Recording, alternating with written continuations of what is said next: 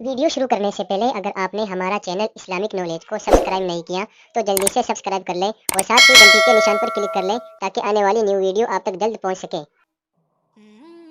بسم اللہ الرحمن الرحیم۔ علم بہتر ہے یا دولت؟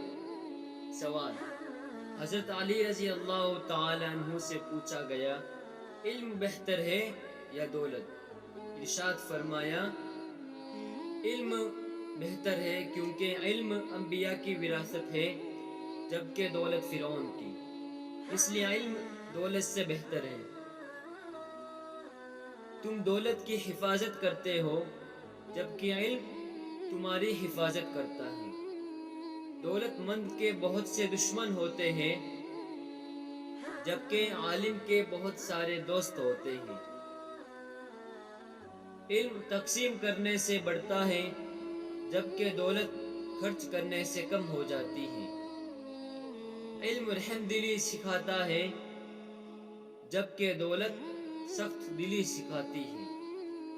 علم چوری نہیں ہوتا جبکہ دولت چوری ہو سکتی ہے۔ وقت علم کو نقصان نہیں پہنچاتا جبکہ دولت وقت کے ساتھ ساتھ ختم ہوتی جاتی ہے۔ علم کی کوئی حد نہیں ہوتی جبکہ دولت محدود ہوتی ہے۔ علم نور بصیرت عطا کرتا ہے جبکہ دولت گمراہی و ضلالت۔